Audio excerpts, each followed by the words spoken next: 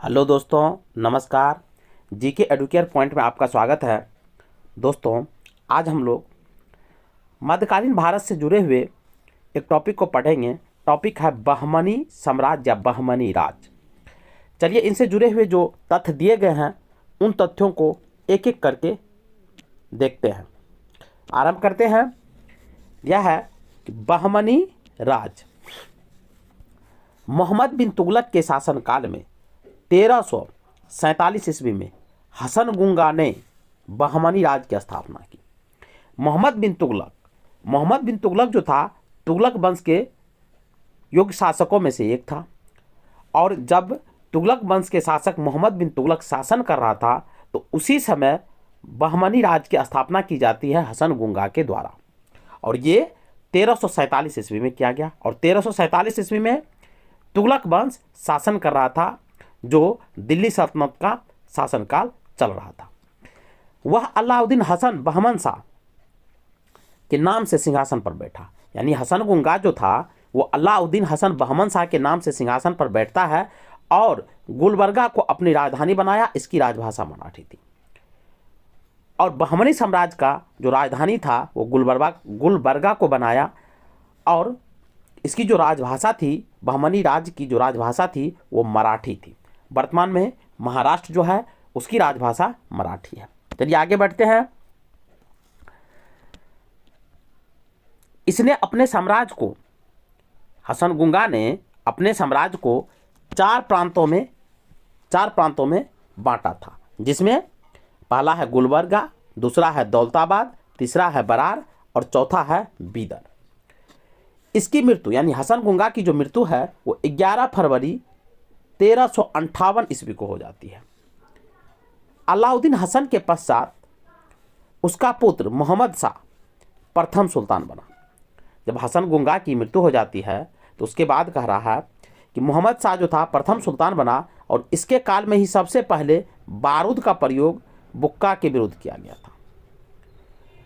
और मोहम्मद शाह प्रथम सुल्तान बनता है और मोहम्मद शाह के ही शासनकाल में सबसे पहले बारूद का प्रयोग किया गया था। यानी युद्ध में बारूद का प्रयोग किया गया था और ये बुक्का के विरुद्ध किया गया। और बुक्का जो था विजयनगर साम्राज्य के संस्थापक था।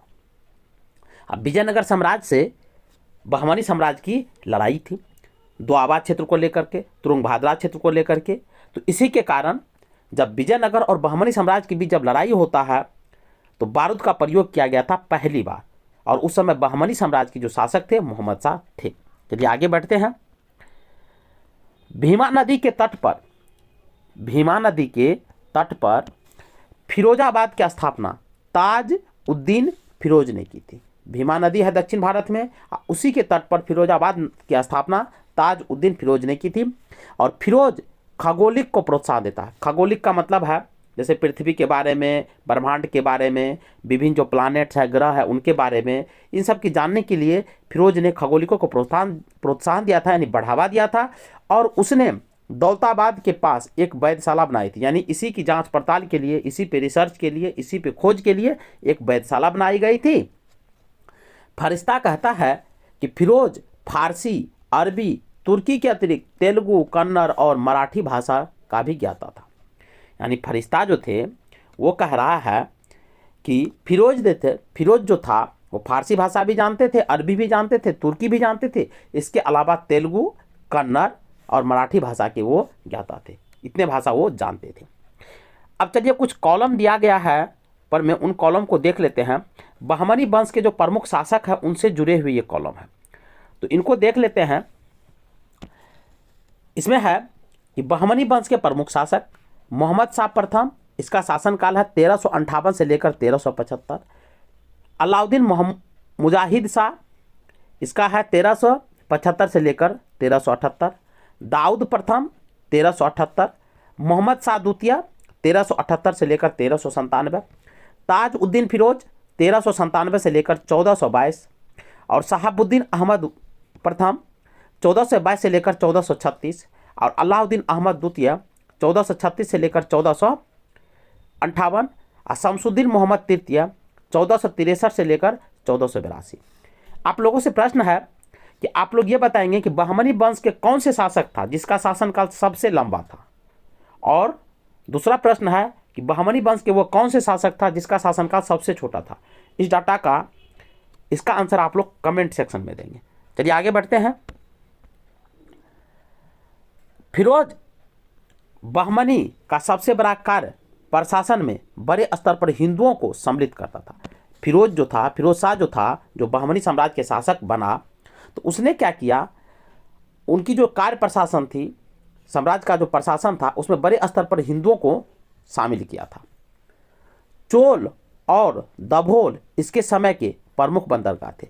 चोल एक क्षेत्र था और दाभोल जो था इसी के समय के बंदरगाह थे जहां पर जहाज आके रुकते थे। तो याद रखेंगे। अब कुछ कॉलम के जो तथ्य हैं उनको देखते हैं। प्रांतपति, उनको तरफदार कहा जाता था, कि विशेष प्रांतपति के विशेष विरुद्ध देखिए, प्रांत यानी तरफ, विशेष विरुद्ध क्या है, दौलताबाद, मनसद ए आली, बरार, मजलिस ए आली, बीदर, आजम ए हुमायूं, गुलबर्गा, मालिक, नायब। चलिए आगे बढ़ते हैं। शिहाबुद्दीन अहमद प्रथम ने अपनी राजधानी गुलबर्गा से हटाकर बीदर में स्थापित किया। जब शिहाबुद्दीन अहमद प्रथम जब शासक बनता है तो बहमनी साम्राज्य की जो राजधानी गुलबर्गा में थी वहां से हटा करके वह बीदर में स्थापित करता। बहुत इंपॉर्टेंट प्रश्न है, याद रखेंगे। इसने बीदर का नया नाम मुहम्मदाबाद रखा था और शिहाबुद्दीन अहमद ने ही बीदर का नया नाम रख दिया मुहम्मदाबाद। मोहम्मद तृतीय के शासनकाल में ख्वाजा जहां की उपाधि से महमूद गवा को प्रधानमंत्री नियुक्त किया गया। मोहम्मद तृतीय के शासनकाल में ख्वाजा जहां की उपाधि से मोहम्मद गवा ईरानी था, ये उनको प्रधानमंत्री नियुक्त किया गया। यानी महमूद गवा जो था ये ईरानी था, इनको प्रधानमंत्री नियुक्त किया गया। अब महमूद तृतीय के आदेश पर 1482 में 70 वर्ष की अवस्था में महमूद गवा को फांसी दे दी गई। तो महमूद गवा को फांसी दी जाती है कब, तो 1482 ईस्वी में, जिस समय उसकी उम्र 70 वर्ष थी और आदेश दिया था महमूद तृतीय। ध्यान रखेंगे। चलिए आगे बढ़ते हैं। महमूद गवा ने बीदर में एक महाविद्यालय की स्थापना कराई थी।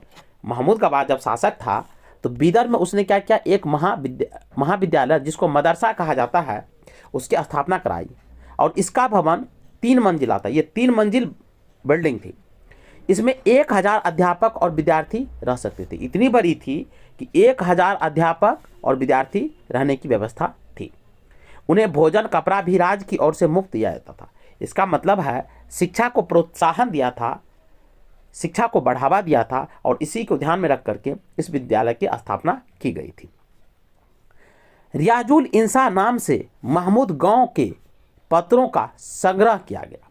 रियाजुल इंसा के नाम से महमूद ने गांव के पत्रों का संग्रह किया जाता था, उसमें डाटाएं लिखी जाती थी। 1470 ईस्वी में रूसी यात्री निकितन बहमनी साम्राज्य यानी बीदर की यात्रा पर आया था, जो बीदर राजधानी थी। अब तो 1470 ईस्वी में रूस का यात्री था निकितन, वह बहमनी साम्राज्य की यात्रा पर आता है। यानी बहमनी साम्राज्य आता है जिस समय वहाँ के बहमनी साम्राज्य की जो राजधानी थी वो बीदर थी।